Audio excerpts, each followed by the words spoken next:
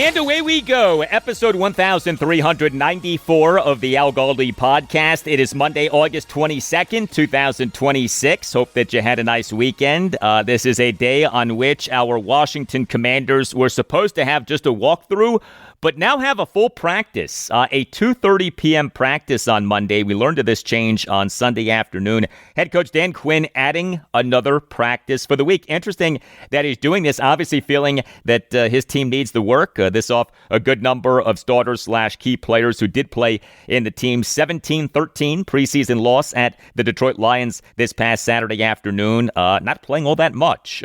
Dan Quinn was supposed to do a day after the game press conference on Sunday afternoon at 4:30. That presser got canceled. He's now scheduled to do a post-practice press conference on Monday afternoon. Hello and welcome to this Monday installment of the Al Galdi podcast, which follows Washington, D.C. area sports so that you don't have to. This also is a podcast on which we talk Washington Commanders on every episode, no matter the time of year. Coming up on the show, lots for you on Washington off that preseason loss at Detroit this past Saturday afternoon. Next segment, discussion of the lack of playing time for quarterback Jayden Daniels and other starters / key players on offense for Washington, and reaction to the 3 and out for Washington on Daniels' lone drive in the game, including further reason for concern at center. Are you concerned about our football team at center? Raise your hand if your answer is yes. I'm raising my hand high in the sky. Also, I'll react to Jayden Daniels being asked about the LSU situation. The following segment, conversation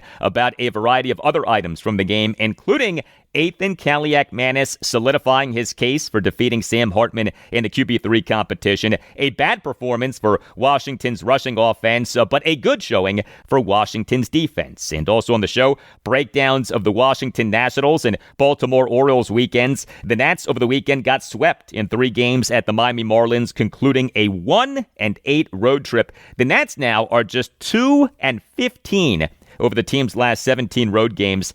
The O's, they over the weekend won 2 out of 3 games against the American League leading Tampa Bay Rays at Oriole Park at Camden Yards, concluding the O's going 8-5 against the Rays in MLB's 2026 regular season. You can hit me up on X at Al Galdi. You can email me the Al Galdi podcast at yahoo.com. You can reach me via writing a review of the podcast on Apple Podcasts. You can write about whatever you want, and I'll read what you write if you give the podcast a 5-star rating. Email from Anthony in San Diego offer conversation on this past Friday's show, episode 1393, about 2 significant developments in the name/brand saga of the team, currently known as the Washington Commanders. The team having altered its fight song via changing the line, quote, "Fight for our Commanders," end quote, back to the original line of, quote, "Braves on the warpath," end quote. B, the team in its team store at Northwest Stadium selling a t-shirt honoring former Washington Redskins safety Sean Taylor with, quote, "Washington Redskins," end quote,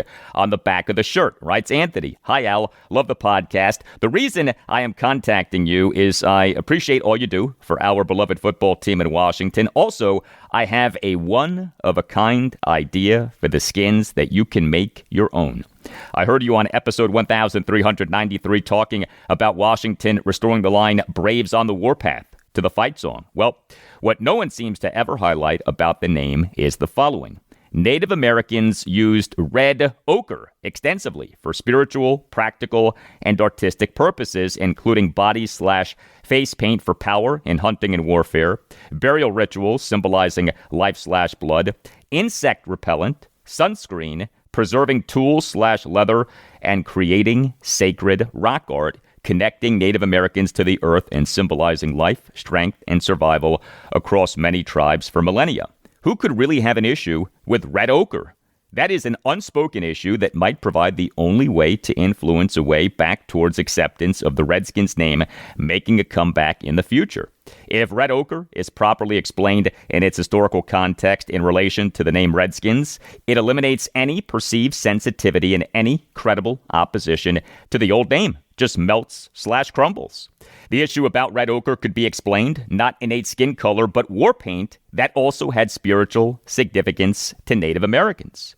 Thank you for the email Anthony. Very interesting point about red ochre. Ochre, spelled O-C-H-R-E, is defined by Wikipedia as, quote, a family of natural clay earth pigments made up of ferric oxide and varying amounts of clay and sand, ranging in color from yellow to deep orange or brown, end quote. The best thing that I've ever read on the etymology of the word redskin was conducted by Ives Goddard, a Smithsonian senior linguist, in 2005. His piece is titled, quote, I am a redskin, adoption of a Native American expression, 1769 to 1826, end quote. Included in that piece is the following, quote, the word redskin reflects a genuine Native American idiom that was used in several languages where it grew out of an earlier, established, and more widespread use of red and white as racial labels. This terminology was developed by Native Americans to label new categories of the new ethnic and political reality that they confronted with the coming of the Europeans, end quote. So, according to this research, the word redskin comes from Native Americans. I had not considered that the word redskin came from Native Americans based on red ochre, but maybe that is, in fact, the origin of the word redskin. You see, this is why I invite feedback to the podcast. You never know what you might learn. A gem like what Anthony gave us in his email. The significance of red ochre in the name/brand saga of the Washington Commanders franchise. Hey, football season is here. No podcast covers the Washington Commanders like this podcast does. I mean, what other podcast is telling you about red ochre?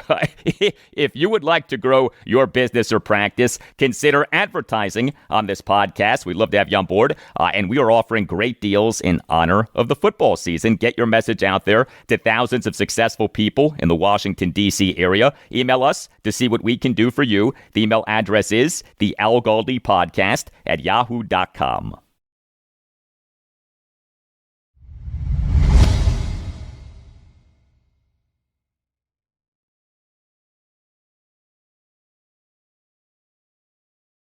So the Washington Commanders QB1 Jayden Daniels, he did play in the team's preseason game at the Detroit Lions this past Saturday afternoon. Off all of the conversation about whether he would play, whether he should play, he did play in the game, what ended up being a 17-13 loss at Detroit, dropping Washington to 1-1 in the NFL's 2026 preseason. But what happened with Jayden Daniels in this game, not good. Washington, about 2 hours before the start of the game, announced that 15 of the team's players would not play in the game. Washington ultimately did not play 16 players in the game, but the majority of the players who did not play for Washington in this game were defensive players. Washington offensive players who did not play in the game: quarterback Marcus Mariota, running backs Ja'Cory Krosky-Merritt, Rashad White, and Jeremy McNichols, and offensive linemen Laramie Tunsil and Nick Allegretti. All of these guys did not play due to injury. Jayden Daniels did play in the game, but he played for just one offensive drive, which was a 3-and-out. Snap number 1. 1st and 10 for Washington at the 50 with 11:31 left in the first quarter. Daniels had a shotgun incompletion on a throwaway on a play on which there was immediate pressure from inside linebacker Devin White, who blew by center Julian Good-Jones on a stunt that began with Good-Jones and left guard Chris Paul both blocking interior defensive lineman Tyleek Williams. Snap number 2, 2nd and 10 for Washington at the 50 with 11:26 left in the first quarter.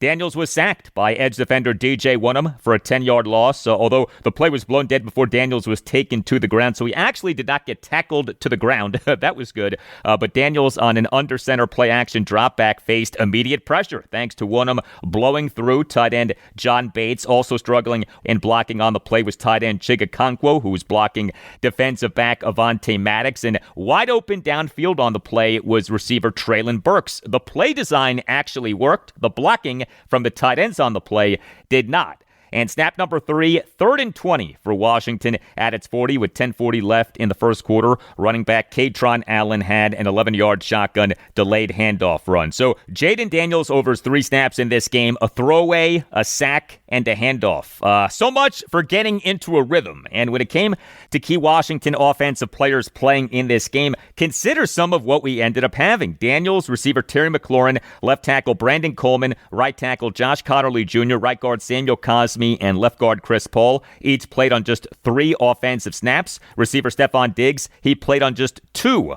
offensive snaps. As we have discussed on the podcast, there is no generic right answer to whether an NFL team should play starters/key players in a preseason game. Every team is different. Every preseason is different. And we as fans and media members so often do not know the inner workings of a team well enough to know what's right for that team that preseason. What head coach Dan Quinn would tell you about why the team saw value in playing Jayden Daniels for just 3 snaps on Saturday afternoon is that there was value in Daniels going through the process of the game and then at least being in a game for however long, that this wasn't so much about getting into a rhythm as this was about the process of a game, including the lead up to a game. Now, I'm not telling you that I agree with that, but that is what Dan Quinn would tell you. As I've said, it's ridiculous to think that Jayden Daniels playing for however long in a preseason game on August 22nd will make a difference regarding a regular season opener that isn't until September 13th. Washington's 2026 regular season opener is at the Philadelphia Eagles on Sunday afternoon, September 13th at 4:25. As I've also said, what would make more sense, and I'm surprised that this did not come up more, would be for Washington to play starters/key players in its final game of this preseason. That game is at the Baltimore Ravens this Friday evening, August 28th at 6. That game at least is closer to September 13th than August 22nd is, but Washington does have a joint practice at Baltimore this Wednesday, August 26th, and likely will use that for a lot of work for starters/key players. But yeah, Jayden Daniels on Saturday afternoon did play, but for just 3 snaps, and they did not go especially well. During Dan Quinn's postgame press conference on Saturday afternoon, had this exchange between Lake Lewis Jr. of 106.1 ESPN Richmond and Quinn. So, Coach, just the way the game started offensively, was there any thoughts of maybe having Jayden come out for a second series? No, going into it, I knew this was, if it was going to be 10 plays or 3 plays, that's how we were going to do it, same thing defensively. So I just kind of stuck to the game plan of what we had. Fortunately, like he's throwing an excellent camp. And so I've been pleased with what I've seen from him. It's important to get these looks, but I wanted to, like if I set a plan up, I was going to stick to it. So Dan Quinn making it clear that the plan for Jayden Daniels on Saturday afternoon was just one drive, no matter how long it lasted. And as Quinn said, Daniels has had a terrific training camp. During Dan Quinn's postgame press conference on Saturday afternoon, had this exchange between Commanders insider J.P. Finley of NBC4 Washington and Daniels. And then you'll hear a follow-up exchange between WUSA 9 sports anchor Marshall Kramsky and Quinn. Dan, how tricky is it for you guys to balance wanting Jayden to get work with knowing week one's what matters? Yeah, you want to thread the needle as close as you can, and there's times in practice where he may take as many of the reps as he can. I think, we had a tough practice like Wednesday and Thursday, and he might have took 40, 45 of the plays, just runs, passes, just so he's getting into the game shape and the rhythm. So it helps with the joint practices. He can take a lot of those. But, all along the plan was to get him some work in this one too. With only playing offense and defense players for one series, what was the ultimate deciding factor that you wanted to have the guys still playing off? I think it's important going through the whole process, getting ready to go, new looks, tackling, all just the space to go. You'd love to, break it up. Okay, you'd play 8.5 plays. This guy plays some, but it's not really how it goes. So I set, the course of this is how we'd go. And then when we hit that, I said, okay, this is how we're going to go. And right there was Dan Quinn talking up the value of the process of the game. This game for Jayden Daniels on Saturday afternoon was his first preseason or regular season game since last December 7th. December 7th, 2025, the Washington Commanders in the NFL's 2025 regular season lost their 8th consecutive game. I still can't believe what happened last season. And fell to 3-10 with a 31-0 loss at the Minnesota Vikings. The loss eliminated Washington from playoff contention for the 2025 season. Jayden Daniels in that game returned from a 3-game absence caused by a dislocated left elbow, but he left the game due to hurting the left elbow, and Washington ended up shutting down Daniels for the rest of the season. Good times. This was Jayden Daniels during his post-game press conference on Saturday afternoon on playing in a game for the first time since last December 7th. Honestly, it was just good to get back out there and play football again. It's been a little over 8 months since I played live football, so it was good. It was good to go back out there. And it was good to see Jayden Daniels back out there. It was not good to see what happened with Jayden Daniels back out there. We, during Daniels' postgame press conference on Saturday afternoon, had this exchange between Lake Lewis Jr. and Daniels, and then you'll hear a follow-up exchange between J.P. Finley and Daniels, and then you'll hear a follow-up exchange between Commanders insider Candy Waller of Bowie TV Sports and Daniels. Considering you guys, the first round didn't go according to plan, was there any thoughts, possibly going back out, or did you have any say in that at all? I just listen to what coach and tell you. It's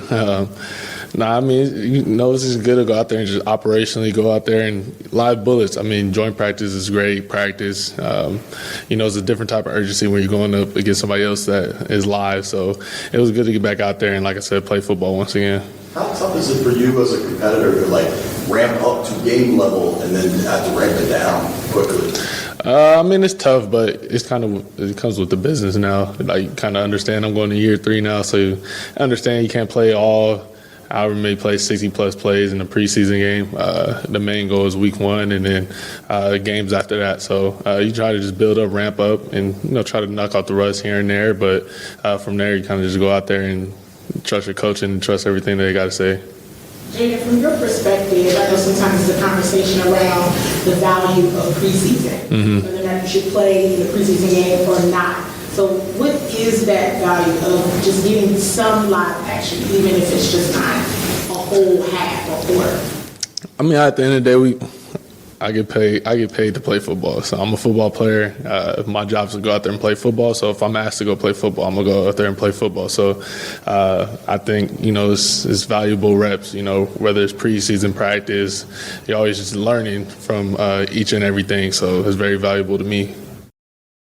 All right, so the issue of how much Jayden Daniels and other starters/key players should have played for Washington on Saturday afternoon is an issue for which there is no one true right answer. The perpetual topic of how much NFL teams should play starters/key players in preseason games, to me, has become a cliche and annoying topic because, again, there is no one true right answer.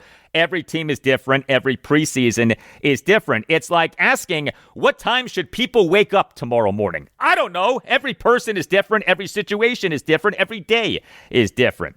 And so often a team is darned if it does and darned if it does not regarding playing starters/key players in preseason games. But the other aspect of what happened with Jayden Daniels in this preseason loss at Detroit on Saturday afternoon was the protection.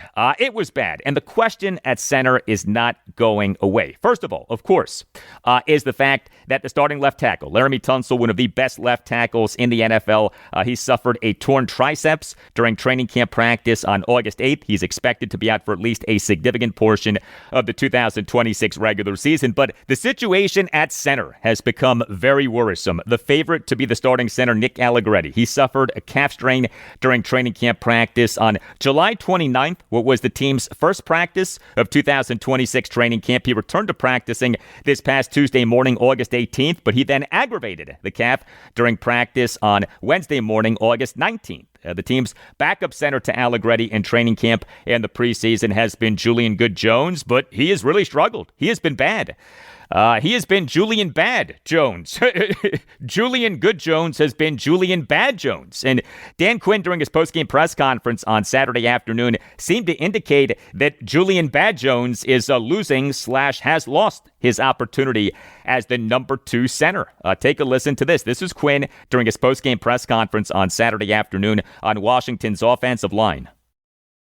Yeah, there's a lot of groups that went in and out, and so the first crew of like Connerly and Cosme, I like how they're playing together, their communication, and Sam's really throwing a good camp. He's like maybe playing the best that I've seen him play in the couple 3 years. He's on it. I like what I'm seeing on the outside, at left tackle. So we got work to do to figure out where we want to get to in center, but. With a lot of people in, it wasn't like a 1-line, 2-line, so Wiley played some, and then we moved. You probably saw different guys at left tackle, right tackle. We rotated guys at guard, so today was about opportunities, giving guys their ops, and I'll look forward to taking a look. Okay, so Dan Quinn with heavy praise for Josh Connerly Jr. and Sam Cosmi and Brandon Coleman, but also saying of center, quote, "We got work to do to figure out, where we want to get to at center," end quote. We got work to do to figure out, where we want to get to at center. That did not sound good for Julian Good-Jones. Maybe didn't sound good for Nick Allegretti. Who knows? But, with Julian Good-Jones, nothing personal against him, but he in his NFL career has played in just one regular season game, which was Washington's 2023 regular season finale, a 38-10 loss to the Dallas Cowboys at FedEx Field on January 7th. 2024. Does Matt Golban get the next crack at starting center if Nick Allegretti remains out? Washington took Golban in the 6th round of the 2026 NFL Draft out of Michigan State. There, of course, also is the possibility of Washington acquiring a center in the coming days/weeks, especially considering that this Sunday, August 30th at 6 p.m. Eastern, is the deadline by which each NFL team must have its active roster at no more than 53 players. Hundreds of players are about to become available via NFL teams cutting down their active rosters to no more than 53 players. But, there also is this basic question of why didn't general manager Adam Peters do more at center this past offseason? Washington this past March 3rd released the team starting center for the last 2 seasons, Tyler Biadasz. What has become clear is that the team was displeased with him in terms of protection calls/communication. Okay, fine. What I still don't get is why the team didn't do more at center this past offseason. Having Nick Allegretti as an option to be the starting center, fine, but why not another viable option? And then also with Jayden Daniels on Saturday afternoon was him being asked about his situation with LSU. His postgame press conference on Saturday afternoon did mark his first session with reporters since the situation with LSU erupted late night on Wednesday night, August 12th. The Jayden Daniels LSU situation, to me, has zero impact on how he plays in the 2026 season or on how Washington does in the 2026 season. But the situation has been a really bad look for Daniels. His team mishandled this situation big time. And I'm not talking about his team as in the Washington Commanders. I'm talking about the people around Jayden Daniels, his business people. And so it was fair for Daniels on Saturday afternoon to be asked about the situation. He got one question on the situation. It's not like he was bombarded with questions about the situation. The question that he got on the situation was more than reasonable, and Daniels gave a very good answer. During Jayden Daniels' postgame press conference on Saturday afternoon, had this exchange between J.P. Finley and Daniels. Jayden, I know you had the Instagram post last week, I think. How is everything going with kind of the fallout with LSU? Man, like you said, I posted that. The statement is out, but for me now, it's really just focused on Commander football. I said everything I had to say within the statement, and now it's really just getting ready for week 1. Okay, so a nice question by our friend J.P. Finley and a nice answer by Jayden Daniels. By the way, Daniels, after his postgame press conference on Saturday afternoon, dapped up J.P., telling him that Daniels understands that J.P. has a job to do. That was cool. Very classy thing for Daniels to do. I hope that he and his team have learned from their mishandling of the situation with LSU. But this situation, from a Washington Commanders perspective, does not need to be a big deal. And if Daniels has the 2026 season that we want him to have, this situation will be a distant memory come January. I am much more concerned about Washington's offensive line than I am about this Jayden Daniels LSU situation. I just wish that he and his team had handled the situation better. All right, well, we are in football season. As you likely know, we are in back-to-school season. My kids are starting their school years this week. Heck, we're now less than a month away from the start of fall. Get your wardrobe ready for fall with great clothes from Quince. Go to quince.com/Galdi. Quince is all about fewer, better pieces. Quince's clothes are made with premium materials built to last and designed to become the ones that you reach for day after day. I've been telling you about my sand dune colored cotton chino drawstring shorts from Quince, but I'm also looking forward to busting out my Quince blue wool pullover. It's not yet time for the pullover, but the pullover is ready to go, unlike Washington's offensive line. But clothes from Quince become your go-to items. Quince specializes in everyday staples that work harder, like Quince's ultra-soft organic cotton tees and premium Mongolian cashmere sweaters. They're versatile, timeless, and transition seamlessly from a casual workday to dinner out. If you're still hanging on to the same worn-out basics, Quince makes it easy to upgrade. Quince has premium denim and tailored chinos from just $60 with the kind of perfect fit, structure, and high-quality fabrics you'd expect from a luxury designer brand. Upgrade your everyday. Download the Quince app for app-exclusive offers or go to quince.com/Galdi. Get free shipping on your order and 365-day returns. Now available in Canada and the UK too. That's QUINCE.com/Galdi. Free shipping and 365-day returns. Quince.com/Galdi. Taking care of the people you love, nothing matters more. Get peace of mind with life insurance through Ethos. Ethos helps to provide financial security for your family. Ethos makes getting life insurance fast and easy, 100% online. You get a quote in seconds, apply in minutes, and get same-day coverage. There's no medical exam. You just answer a few simple health questions. You can get up to $3 million in coverage. Some policies are as low as $30 a month. You'll get your lowest rate from Ethos' network of trusted carriers. And know this, Ethos has a rating of 4.9 out of 5 stars on Trustpilot with over 5,500 reviews. Take 10 minutes today to get covered with life insurance through Ethos. Get your free quote at ethos.com/AlGaldi. That's ETHOS.com/AlGaldi. Ethos.com/AlGaldi. Application times may vary. Rates may vary. Trustpilot rating as of August 1st, 2026.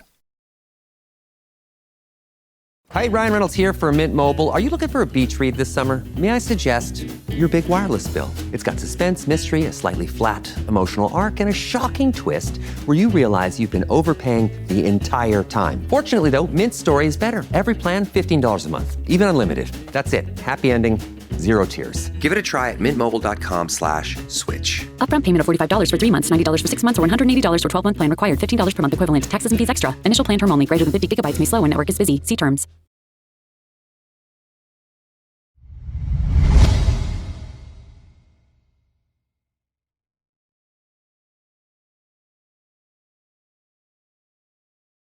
More now on the Washington Commanders, off them falling to 1-1 in the NFL's 2026 preseason with a 17-13 loss at the Detroit Lions on Saturday afternoon, and with the cut down to 53 approaching, as it is by this Sunday, August 30th at 6 p.m. Eastern, that each NFL team must have its active roster at no more than 53 players. So Washington's QB3 competition should be over. We, over the offseason and now training camp and the preseason, have had a battle for QB3, right? Sam Hartman, who the team signed as an undrafted free agent out of Notre Dame in April 2024, versus Athan Kaliakmanis, who the team took in the 7th round of the 2026 NFL Draft out of Rutgers. Kaliakmanis in this competition has been much better than Hartman has been. And the biggest question with Kaliakmanis right now may not be the competition with Hartman. The biggest question with Kaliakmanis right now may be whether Washington keeps 2 or 3 quarterbacks in its cut down to 53. But Kaliakmanis on Saturday afternoon outplayed Hartman for the second time in 2 games for Washington this preseason. Sam Hartman went 9 for 11 for just 67 yards, no touchdowns, and no interceptions. He took 1 sack, which resulted in a sack strip that Washington recovered. He had 1 carry for 6 yards. He played on 48% of Washington's offensive snaps. Now, he made some plays, but he was not super impressive. He averaged just 6.7 yards per pass attempt, and that fumble was bad. 3rd and 5 for Washington at the 50 with 36 seconds left in the second quarter. Hartman on a shotgun dropback took a sack strip from edge defender Derek Moore. The fumble was recovered by offensive lineman Nicholas Petit-Frere. The sack was for a 10-yard loss, but Washington lost 11 yards on the play, what was the final snap of the first half. Meantime, Athan Kaliakmanis, he went 11 for 14 for 162 yards, no touchdowns, and no interceptions. He took no sacks. He had no carries. He committed no fumbles. He played on 46% of Washington's offensive snaps. Kaliakmanis had multiple big-time completions. 2nd and 10 for Washington at its 25 with 15 minutes left in the fourth quarter. Kaliakmanis, well, in the midst of a noisy pocket, had a 55-yard shotgun deep completion to receiver Nick Nash down the right sideline on a perfect throw. Kaliakmanis hit Nash right in stride. 2nd and 8 for Washington at its 15 with 14:15 left in the third quarter. Kaliakmanis had a 30-yard shotgun deep completion to receiver Jayden Bradley on a downfield throw on which Kaliakmanis took a quarterback hit from edge defender Ahmed Hassanin. Bradley, an undrafted rookie out of UNLV, UNLV made a spectacular one-arm catch with his right arm. 3rd and 10 for Washington at its 45 with 12:17 left in the third quarter. Kaliakmanis had a 21-yard shotgun completion to receiver Antonio Williams, who made a nice leaping contested catch near the middle of the field. Kaliakmanis, yes, was aided by some nice catches by Bradley and Williams, but Kaliakmanis made the throws. And here's what we're looking at with Athan Kaliakmanis in this preseason off Washington's preseason opening 27 win over the Miami Dolphins at Northwest Stadium on August 14th. And now this loss at Detroit, 17 for 24 for 249 yards, no touchdowns, and no interceptions. Completion percentage of 70.83. Yards per pass attempt of 10.38. Has taken 2 sacks. The QB3 competition with Sam Hartman should be over, okay? I mean, simple as that. Sam Hartman looked really bad last preseason, has been better, but still not good this preseason. And Washington told us what it truly thinks of Hartman with what happened last December. Washington, for its 30-23 loss to the Dallas Cowboys at Northwest Stadium last Christmas, had QB1 Jayden Daniels and QB2 Marcus Mariota inactive due to injury. Had QB3 Josh Johnson as the starting quarterback, but did not have Sam Hartman as the backup quarterback for the game. Sam Hartman was Washington's QB4 for last season, but he for that game was not the team's backup quarterback. Washington's backup quarterback for that game was Jeff Driscoll. Washington last December 22nd announced having signed Driscoll off the Arizona Cardinals practice squad to the active roster. Driscoll did spend the 2024 season as Washington's QB3 off the team on April 1st, 2024, announcing the signing of Driscoll as an unrestricted free agent. But Washington, off basically 2 seasons of development of Sam Hartman, still did not trust him to serve as the backup quarterback for a game late in a lost season. Think about that. Here was head coach Dan Quinn during his postgame press conference on Saturday afternoon on Sam Hartman and Athan Kaliakmanis. Yeah, the thing that I liked, I did see some explosive plays, that were shots down the field. I think one was to Nash, another one to Bradley. I like the catch, that went to Williams. So I thought I'm seeing that in some man-to-man to see some, the accuracy of where to go. So that part I was pleased with. And when you play a lot of man-to-man, those are the ops that you want to get. So they're battling for it. There'll be a bunch of things, we're going to want to look at to keep digging in. And another game coming up, it's so important for them, honestly, in the game, Donna, for those guys, managing the clock, working it all, being in tough scenarios, feeling the rush, that they don't do that in practice. So the next practice, the next game will also be super valuable for both of them. And we expect Washington's third of 3 games in this preseason to feature nothing but Athan Kaliakmanis and Sam Hartman for Washington at quarterback. Washington has a joint practice at the Baltimore Ravens this Wednesday morning at 10:30 and then has a preseason game at Baltimore this Friday evening at 6. Very disappointing rushing offense for Washington in this preseason loss at Detroit on Saturday afternoon. The 3 Washington running backs who played in this game, Katron Allen, Robert Henry Jr., and Craig Reynolds, combined for 16 carries for just 29 yards. And Washington's first rushing attempt of the game was an 11-yard shotgun delayed handoff run by Allen on a 3rd and 20 for Washington at its 40 with 10:40 left in the first quarter. So Washington running backs over their other 15 carries combined for just 18 yards. I mean, that is awful. Now, I certainly don't put all of this on the backs. Washington's offensive line play in this game left a lot to be desired. But bottom line, the rushing offense was really bad. Washington, for the game, had 243 total net yards of offense, 208 total net passing yards, and just 35 total net rushing yards. Katron Allen, who Washington took in the 6th round of the 2026 NFL Draft out of Penn State, he had 10 carries for 30 yards and had 1 reception for no yards on 1 target. Also, he was very good in pass protection on Athan Kaliakmanis' 2nd and 8 30-yard shotgun completion to Jaden Bradley early in the 3rd quarter. Allen played on 52% of Washington's offensive snaps. Robert Henry Jr., undrafted rookie out of UTSA, the University of Texas at San Antonio.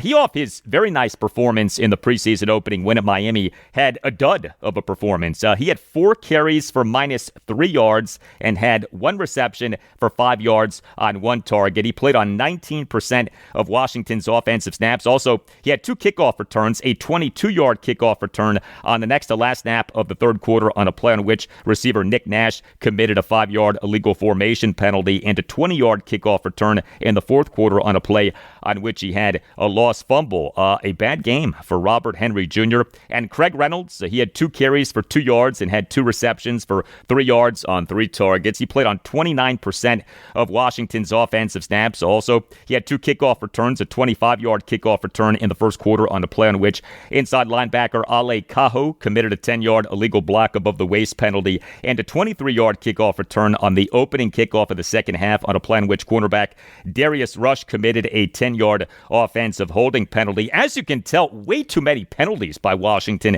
on returns in this game. Washington, this past Tuesday morning, August 18th, announced having signed Reynolds as an unrestricted free agent. He began his NFL career by being signed by the Washington Redskins as an undrafted free agent out of Kutztown University in Pennsylvania in May 2019.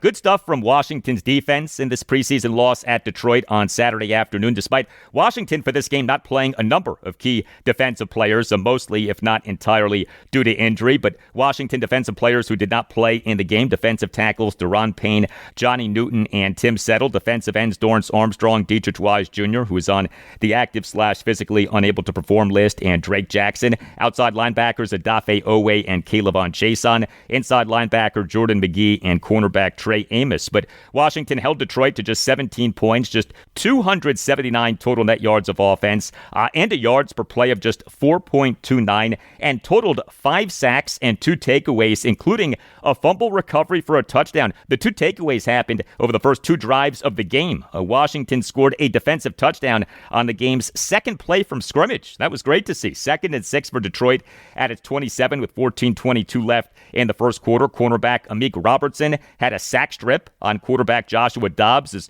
Robertson blasted Dobbs head-on off under center play action by Dobbs. So the fumble was recovered by outside linebacker Joshua Josephs in the end zone for a touchdown with 14:09 left in the first quarter. And Josephs did an outstanding job of recovering the ball in the end zone, given the chaos on the play. The fumble was caused at the Detroit 18. The ball off the fumble was first touched at the Detroit 12, and yet the ball went into the end zone before being recovered. Also on the play was Detroit committing an illegal formation penalty that Washington declined. But Amik Robertson, tremendous play by him, and it got Dan Quinn during his postgame press conference on Saturday afternoon to refer to Robertson as a, yes, quote, dog-ass competitor, end quote. Dan Quinn so loves that phrase. We, during Quinn's postgame press conference on Saturday afternoon, had this exchange between WUSA 9 sports anchor Marshall Kramsky and Quinn. What were your thoughts when he came back in this building and forcing the fumble for a touchdown? Yeah, I just think it speaks to the competitor of who he is. I love what he's added to our team. I love seeing him and Mike battle for it, but he is a legit dog-ass competitor. I love that he brings that. There you go. Amik Robertson, blessed by Dan Quinn as being, quote, a legit dog-ass competitor, end quote. And Washington's second takeaway on Saturday afternoon on a 3rd and 6 for Detroit at its 45 with 11:41 left in the first quarter. Safety Quan Martin intercepted a shotgun pass by Joshua Dobbs off him having had a ton of time with which to throw. Quan Martin also had an interception in the preseason opening win at Miami. And Quan Martin had an interception in Washington's previous game at Detroit, January 18th, 2025. The glorious 45-31 win at Detroit in the divisional round of the NFL playoffs. So Washington in that game generated 5 takeaways, including 4 interceptions, one of which was a 40-yard pick six by Quan Martin with 5:25 left in the second quarter. Now, Quan Martin had a terrible 2025 regular season. I have no idea what to expect from him in the 2026 regular season, but nice to see him with an interception in each of Washington's 2 games so far this preseason, and nice to see Washington with 5 takeaways over 2 games this preseason. We, during Dan Quinn's postgame press conference on Saturday afternoon, had this exchange between Commanders insider David Harrison of WUSA9.com and Quinn. The 5 takeaways so far, what's it going to take for you guys to translate that to the regular season? Yeah, I think, number one, what I'd like to see more of is some forced fumbles. like into the contact, the second, the third guy in, more shots at it, because that's all part of it. And we've been training hard in that way. And what sometimes happens in the practice, you're thinking about it, and then you get into the game and you're just, okay, I'm on to the next play and thinking about the call, and I want to make sure finish through the runner going all the way down and having that mindset to take your shot. So I'm looking forward to seeing how many shots on the ball, batted passes, PBUs, punches at it that are there, because the end result of 2 is nice, but I want to make sure we're going through the process to create them, because that's, to me, as important as just the end result. Can you get 2 or 3? It's how are you creating them? How are you practicing it? So I'm looking forward to watching that. All right. Now, Washington's defensive performance on Saturday afternoon was not all good. Washington did allow Detroit to go 9 for 17 on third downs and 2 for 2 on fourth downs, and did give up a 50-yard touchdown run. That was rough. 3rd and 3 for the Lions at the 50 with 6:47 left in the first quarter. Washington gave up a 50-yard shotgun read option touchdown run by Joshua Dobbs with 6:38 left in the first quarter.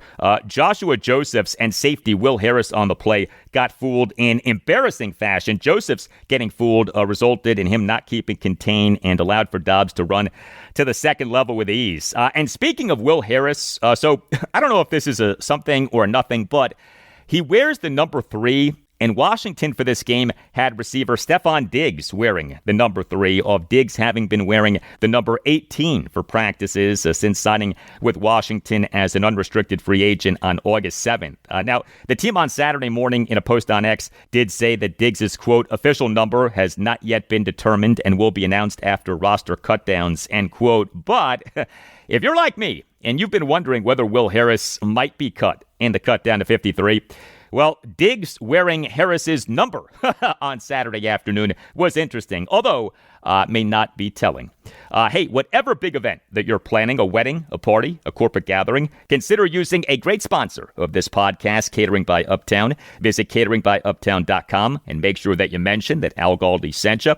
Catering by Uptown is outstanding. It is a family business. It is run by the Pereiras, who are terrific Washington Commanders fans, and Catering by Uptown will provide you and your event with excellent service. Catering by Uptown staff on the day of your event is the first to arrive and last to leave, and is fully prepared to offer quality, variety, and abundance, prepared to execute the plan that you and Catering by Uptown created together. Catering by Uptown specialty is weddings. Get excellent service at an affordable price. In fact, if you visit cateringbyuptown.com and click on venues, you can check out Catering by Uptown's premier wedding venues. Visit cateringbyuptown.com and make sure that you mention that Al Galdi sent you. That's cateringbyuptown.com, and make sure that you mention that Al Galdi sent you.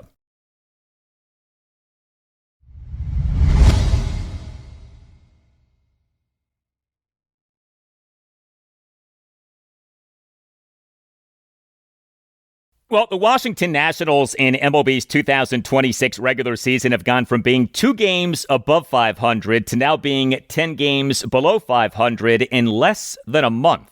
From 55-53 to now 61-71, just 6-18 over the team's last 24 games, just 2-15 over the team's last 17 road games. The Nats over the weekend got swept in a 3-game series at the Miami Marlins, concluding a 1-8 road trip. Friday night, a 3-2 walk-off loss at the Marlins in a game in which the Nats blew a 1-0 eighth-inning lead, but overcame a 2-1 ninth-inning deficit. Saturday, a 4-2 loss at the Marlins, and Sunday afternoon, a 6-2 loss at the Marlins. The Nats in this regular season now are 61-71 with a run differential of +10, and now are 10.5 games behind the San Diego Padres for the National League's third of 3 wildcard spots. I'm not sure that I still should be even giving where the Nats stand in the National League wildcard standings. On the Marlins, they in this regular season now are 67-64 with a run differential of +21. The Nats offense in the team getting swept in this 3-game series at the Marlins over the weekend was so bad, the Nats over the 3 games totaled a mere 6 runs. The Nats scored just 2 runs at each game. The Nats on this now completed 1-8 road trip totaled just 20 runs, including just 14 runs over for the 8 losses. It is remarkable what has happened with the Nats offense going from being so good to being so bad. But of course, we know what has happened and why. The Nats, in the lead up to the 2026 MLB trade deadline, which was on August 3rd at 6 p.m. Eastern, traded away 3 key players in infielder Curtis Mead, first baseman Luis Garcia Jr., and starting pitcher Foster Griffin. The Nats on August 4th announced having placed outfielder James Wood on the 10-day injured list due to a left oblique strain, and shortstop C.J. Abrams, who's supposed to be transitioning to being primarily a second baseman, he now has been out for 4 consecutive games due to a sprained left ankle. The Nats' 4 best hitters this season have been Wood, Abrams, Garcia, and Mead. Well, Garcia and Mead are gone. Wood and Abrams are injured. Diagnosing why the Nats offense is struggling isn't hard, but that doesn't make watching this offense be bad any easier. The 3-2 walk-off loss at the Marlins on Friday night, the Nats scored just 2 runs thanks in large part to having just 1 extra base hit and going just 1 for 6 with runners in scoring position. The Nats did total 9 hits, which were a home run and 8 singles, and the Nats did draw 3 walks. Dalen Lyle did well. He is the Nats starting left fielder and number 1 batter, went 3 for 5 with an RBI single and 2 other singles. And the RBI single was really impressive. Lyle in the Nats' 1-run ninth had a 2-out opposite field RBI single into left field to tie the game at 2 and to conclude an 8-pitch plate appearance in which he was down in the count at 1.02. Also, Keibert Ruiz, he is the Nats starting catcher and number 6 batter, went 2 for 4 with a solo homer and a single. Ruiz in the Nats' 1-run 6 had a 1-out solo homer off the facing of the second deck in right field for a 1-0 Nats lead. But the 4-2 loss at the Marlins on Saturday, the Nats scored just 2 runs and totaled just 3 hits, which were a double and 2 singles. Did work 3 walks, went 1 for 2 with runners in scoring position, but the Nats struggled against Marlins starting pitcher Eury Perez, who allowed 2 runs, 1 earned in 5 innings, lowering his ERA to 3.17 over 23 games, all starts at the major league level in this regular season. The Nats' lone extra base hit in this game came from Dylan Cruz. He is the Nats starting right fielder and number 2 batter, went 1 for 4 with an RBI double. And the 6-2 loss at the Marlins on Sunday afternoon, the Nats just 2 runs, just 5 hits, which were 3 doubles and 2 singles, just 1 for 11 with runners in scoring position. The Nats did draw 3 walks. Dylan Cruz did have 2 hits. He was the only Nats player with more than 1 hit in this game. He is the Nats starting right fielder and number 3 batter, went 2 for 4 with an RBI double and a single. Nice to see Cruz do some good things offensively over the final 2 games of this series. Also, the Nats in this game had 2 standout plays by outfielders. Center fielder Jacob Young, bottom of the 3rd, a spectacular leaping backhanded catch as he climbed the outfield wall for a deep flyout by Heriberto Hernandez, and then fired the ball to first base to double off Otto Lopez for an 8-3 double play to end the inning. What a play that was by Jacob Young. And left fielder Dalen Lyle, bottom of the 6th, a leaping backhanded catch in left field as he crashed into the outfield wall for a leadoff flyout by Javier Sanoa. But you know what? When I'm highlighting defense while talking about the Nats offense, that is a problem. The Nats pitching in the team getting swept in 3 games at the Marlins over the weekend was so-so. Now, the 3-2 walk-off loss at the Marlins on Friday night, the Nats went with a bullpen game, and the overall results were good. Brad Lord was the Nats starting pitcher for the game. He tossed 2 2/3 scoreless and hitless innings. Will Dion tossed 3 scoreless innings with 4 strikeouts. Orlando Revolta tossed 1 1/3 scoreless and hitless innings with 2 swinging strikeouts. Tom Cosgrove, though, officially allowed 2 runs in 1/3 of an inning. He came into the game to begin the bottom of the 8th, but gave up a leadoff triple by Jacob Marcy to the right field corner on an 0-2 pitch, and then gave up an opposite field RBI single by Javier Sanoa to right center field to tie the game at 1. And Clayton Beeter, he officially allowed 1 run in 2/3 of an inning, but he to the second batter he faced gave up a 2-out opposite field RBI single by Otto Lopez into right center field on a 1-2 pitch for a 2-1 Marlins lead in the bottom of the 8th. And Beeter, in the bottom of the 9th, issued a leadoff 4-pitch walk of Agustin Ramirez, gave up an Esteuri Ruiz bunt single on which Beeter committed a terrible throwing error, issued an intentional walk of Jacob Marcy, and gave up a walk-off bases-loaded RBI single by Javier Sanoa up the middle for a 3-2 Nats loss. Clayton Beeter in this appearance faced 8 batters but got just 2 outs. The 4-2 loss at the Marlins on Saturday, the Nats starting pitcher was Jake Irvin, and he had what has become a typical Jake Irvin outing. He allowed 4 runs in 6 innings. That right there is your typical Jake Irvin outing. He gave up 6 hits, which were 2 home runs, a double, and 3 singles, recorded 4 strikeouts, issued 2 walks, and a hit by pitch. 104 pitches, 68 strikes, 36 balls. Jake Irvin now at the major league level in this regular season. 16 games, all starts, ERA of 5.82, whip of 1.36. It was out for more than 2 months due to a right shoulder strain, but he is not having a good season, what is his age 29 season. Is under team control through the 2029 season, but as I've been saying, I do wonder if he this coming off season will get non-tendered. The Nats relief pitching in the 4-2 loss at the Marlins on Saturday was good. 2 Nats relievers combined for 2 scoreless innings. Eric Tolman in his MLB regular season debut, a scoreless bottom of the 7th, and Jake Bird tossed a perfect bottom of the 8th. And the 6-2 loss at the Marlins on Sunday afternoon, the Nats starting pitcher was Jackson Kent. He again did some good things, but again put a lot of guys on base. Officially allowed 3 runs in 4 2/3 innings, gave up 4 hits, which were 2 doubles and 2 singles, issued 3 walks, did record 5 strikeouts, but all of this added up to him over his 4 2/3 innings, throwing 90 pitches, although he did throw 59 strikes versus just 31 balls. The Nats on August 12th announced having selected the contract of Kent from AAA Rochester and having designated pitcher Miles Michaelis for assignment. The Nats took Kent in the 4th round of the 2024 MLB first-year player draft out of the University of Arizona. This is his age 23 season. He, over 3 MLB regular season outings, all starts, has issued a lot of walks. 11 walks in 12 1/3 innings. His ERA over these 3 outings, 8.03, although his strikeouts per 9 innings over these 3 outings is an impressive 10.22.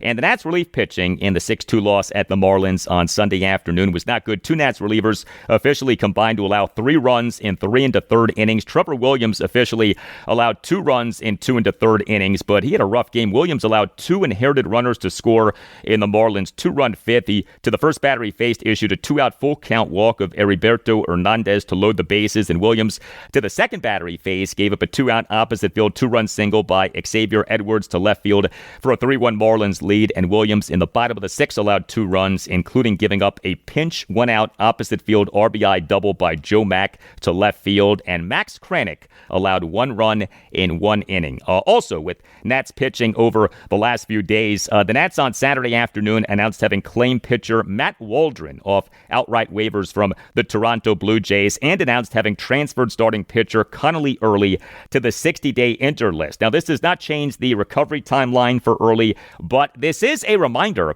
that Early still is not pitching for the Nats at the major league level. The Nats in the 12 a.m. Eastern hour on Sunday, July 26, announced having traded third baseman / first baseman / second baseman Curtis Mead to the Boston Red Sox for starting pitcher Connolly Early. Early, at the time of the trade, was on the 15-day injured list due to left elbow inflammation. What was said when the trade was made was that Early could be pitching for the Nats at the major league level by mid to late August. Well, we're now in late August, and he's not close to being ready to pitch for the Nats at the major league level. And at this point, I'd be surprised if he pitched for the Nats at the major league level this season. There is a lot to like with Connolly Early, but the gamble and trading for him was that this left elbow inflammation could be a precursor to something worse. Hopefully not.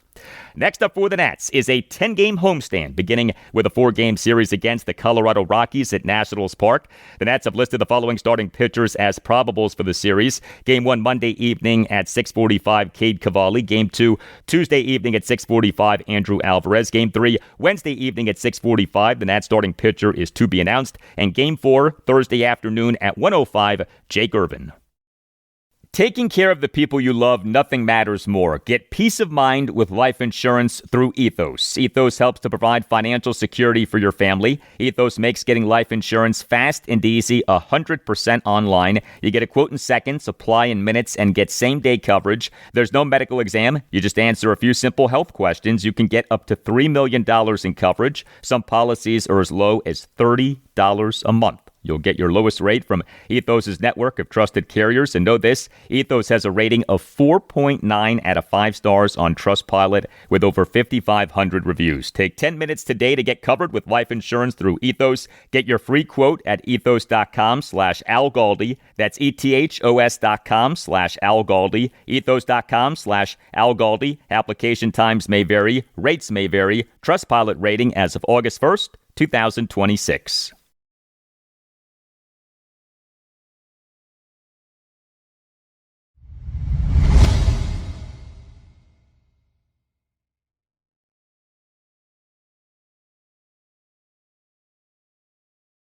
So the Baltimore Orioles on Monday have an off day. It is their last scheduled off day until Thursday, September 10th. The O's from Tuesday, August 25th through Wednesday, September 9th have no scheduled off day. 16 games in 16 days. And the O's have gone into this off day off a nice series win, though the series did end with a loss. But the O's over the weekend did win 2 out of 3 games against the Tampa Bay Rays at Oriole Park at Camden Yards, concluding the O's going 8-5 against the Rays in MLB's 2026 regular season. Friday night, a 5-3 win over the Rays. Saturday night, a 3-2 10-inning win over the Rays in a game in which the O's overcame a 2-0 eighth-inning deficit. But Sunday afternoon, a 3-1 loss to the Rays.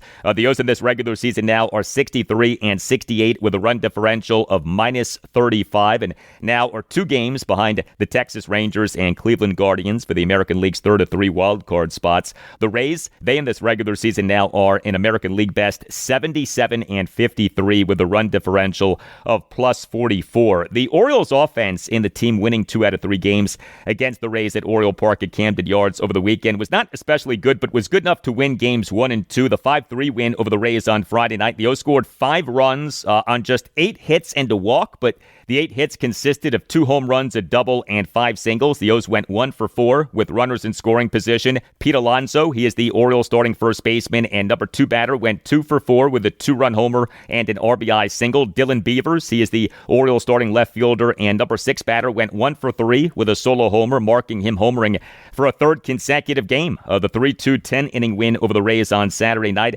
The O's got 2 big pinch hits. Otherwise, were not good offensively. 3 runs, 8 hits, which were a home run, 2 doubles, and 5 singles, 1 walk, 1 for 4 with runners in scoring position. But Samuel Basallo, he and the Orioles' 2-run 8th had a pinch, 1 out, 2-run homer to center field to tie the game at 2. The homer went a projected 411 feet per Statcast.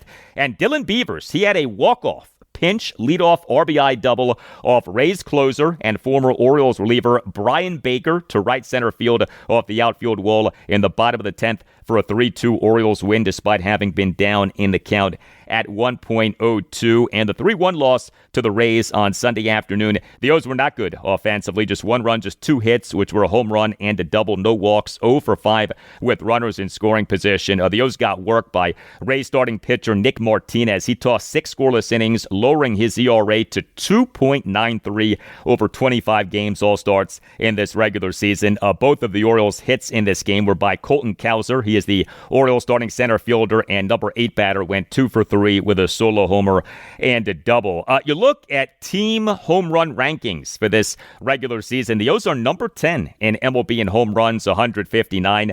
The Washington Nationals, despite their recent offensive struggles, do remain number 1, 183. But the O's are top 10 in MLB in homers. The Orioles starting pitching and the team winning 2 out of 3 games against the Rays at Oriole Park at Camden Yards over the weekend was good in the 2 wins, but bad in the 1 loss. So the 5-3 win over the Rays on Friday night. Trevor Rogers was good again. 3 runs in 7 innings, 6 strikeouts, 1 walk.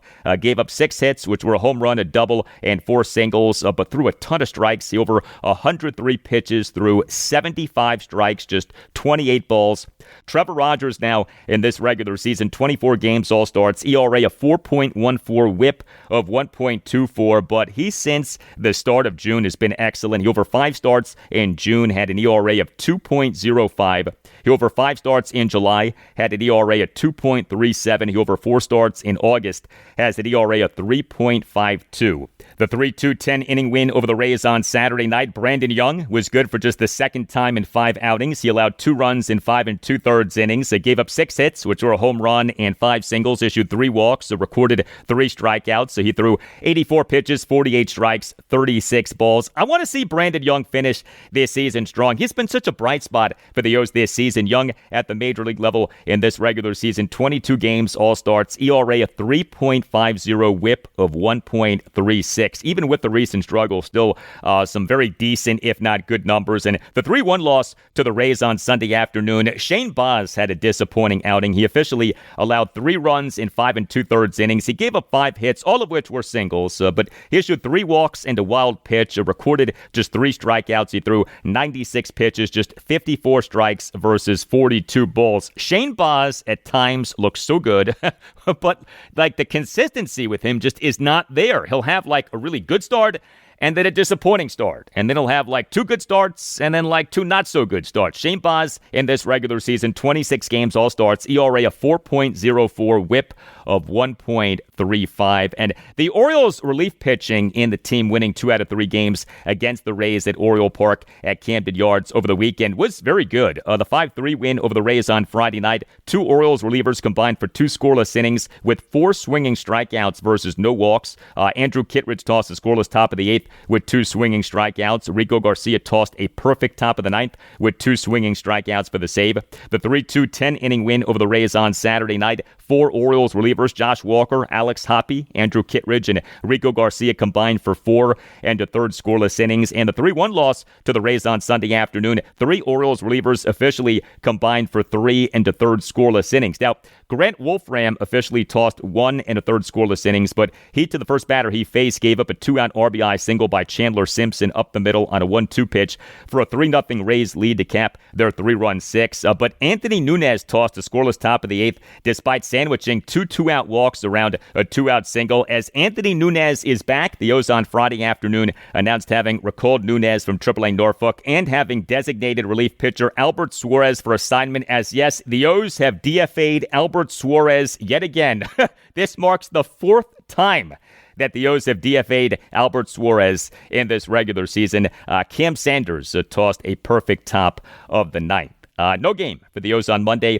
Next up for the O's is a 9-game road trip beginning with a 3-game series at the St. Louis Cardinals. So the O's have listed the following starting pitchers as probables for the series. Game 1 Tuesday night at 7:45, Chris Bassett. Game 2 Wednesday night at 7:45, Kyle Bradish. Game 3 Thursday afternoon at 2:15, Trevor Rogers.